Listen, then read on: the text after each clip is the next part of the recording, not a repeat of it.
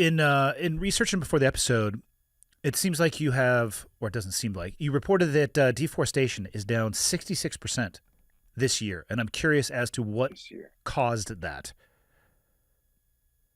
So the Amazon, in the Amazon, Brazil has 60% of the Amazon rainforest within its territory. The next biggest country is Peru. And arguably, it's an even more important part of the Amazon, or an equally as important part of the Amazon rainforest, because Peru has the headwaters, the most pristine part where it comes off the Andes Mountains. The reason for that 60% drop, and been seeing record-breaking years of burning and deforestation, is that this is the first year that Bolsonaro, Peru's previous president, is out of office. And the Lula administration is doing everything they can to control everything. They're very aware, and I love this because actually it's really encouraging seeing politicians very pragmatically aware that we need this.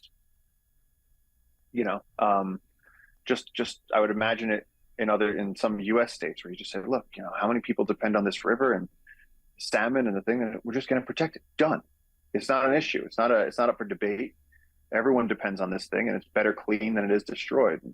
And so he's been pulling that back, and so there's a lot less government funded destruction of new areas of the Amazon. So that's why deforestation is down, which is fantastic in Brazil. In Ecuador, in Peru, in Colombia, in a lot of the other Amazon countries, things continue as normal because the administrations continue as normal. I was just in the fires in Peru weeks ago, and my lungs are definitely still recovering. I have to find a way of documenting this stuff without nearly dying every time.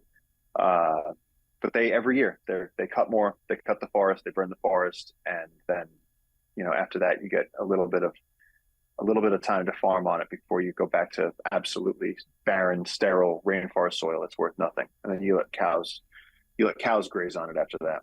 Are they using fire as a clearing tool in Peru and all those other countries? So they're just 100%. starting the Amazon on fire and letting it burn to the ground. Yeah. And so the crazy thing is that the internet's a funny place, man. It's, in 2019, I posted a video where I was screaming at the camera. I was going so crazy because, I was like, I can't watch this every year. Every year I'm here watching the animals die, watching the rainforests be destroyed. And I never really swore on social media. And at the end I go, welcome to the fucking Anthropocene. And I went to sleep and I woke up the next day and the video had gone viral. It was completely crazy. And half the people, it got a lot of positive attention, but half the people were like, listen, man, forests burn, part of the natural process. California forests burn, sure. The Amazon rainforest does not have a cycle of burning. It's a rainforest. The only way to make it bomb, you could drop napalm on the Amazon right now. It will not start a fire. Me and you could sit down with lighters and gasoline and probably not be able to get a campfire started most nights. That's how wet everything is, to the bone, to the center of these sticks. Don't try to separate people with from facts from their emotions. All right, I don't know if you know this, but with an internet connection, we're all experts in everything. I forgot, so I should just tell them good job. Yeah, I live in North America, and forests just burn. I've never left the United States or been in the jungle or rainforest, so it's obviously the same. Like, okay, I don't know what you can do with that. Those people have to go on. It's a journey of discovery for themselves.